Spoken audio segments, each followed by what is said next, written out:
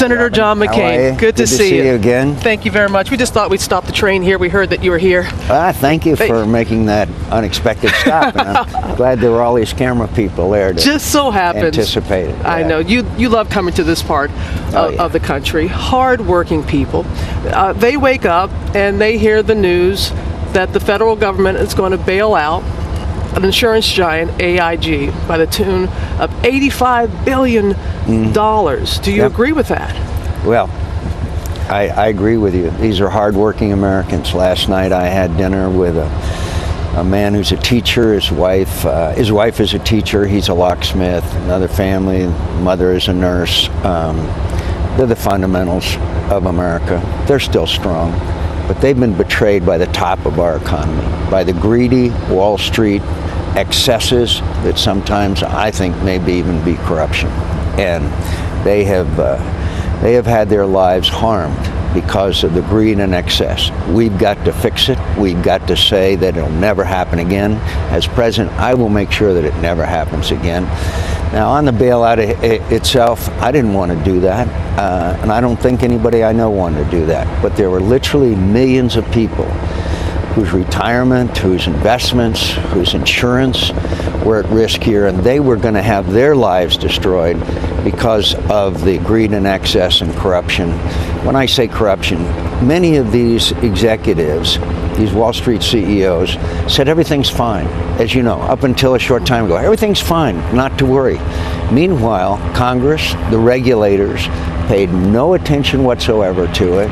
We have an alphabet soup of regulatory agencies. All of them were asleep at the switch. And the Congress, particularly as far as Fannie and Freddie are concerned, went right along with it, and the special interests and the lobbyists took over.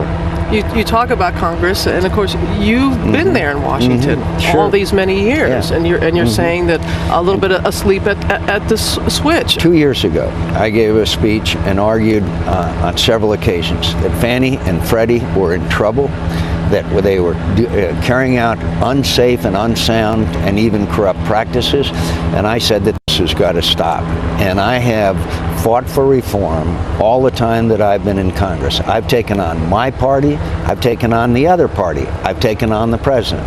Senator Obama has never taken on his party on any major issue. This requires a reformer. That's my record of reform.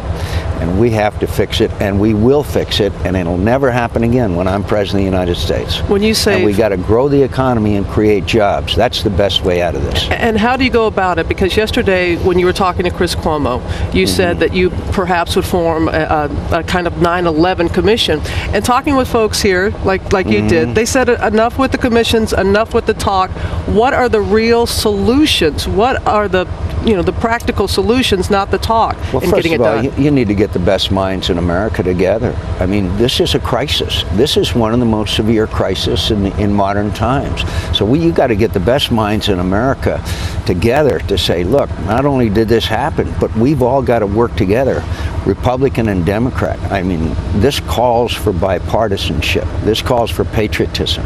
This calls for saving the economy of the people here, the Lips family on this farm. They're the heartland of America. So clearly we have to have transparency, we have to have oversight, we have to combine these regulatory alphabet soup organizations, we have to make them work. They need a chief executive who knows how to crack the whip and knows how to reform Washington and reform the way that we do business. And frankly, bring these people to account. Hold these people to account that are responsible for this. And if many of them broke the law, then maybe some of them should be in jail. The people hear you saying that and believe in your commitment to wanting to do that. But Senator, they're saying if you're in office, they want something tangible. When they hear that, they're like, what's the first thing that you will fix? What was the first thing you will change? The first thing I'll fix is make sure that their taxes are not raised. I'll make sure that they have available and affordable health insurance. We will grow jobs. We will get off alternate energy that, frankly, this family who uses a lot of gasoline, we've got to get off that dependence on foreign oil. I know how to do that. And I have a concrete plan to fix our economy. And I'll make their health insurance affordable and available, a quality education for their kids, and I'll keep taxes low. They don't need a tax increase in this very difficult time. And I will be opposed to that, and I will make sure that it doesn't happen. But we can restore our economy again. But we've got to clean up this mess and drain the swamp that's causing so many problems and having so many innocent bystanders being harmed by it. Well, Senator McCain, we appreciate you being here. And your wife, Cindy, I see her over there. She's going to join us in just a moment, and Diane will join in the conversation as well. But what do you think about the weather? Well, don't you think we should check with that first? I think so, but I just want to also say, look, America can get through this. Our best days are ahead of us, not behind us. They need a government that works for them, not for the special interests in Washington. That is my record.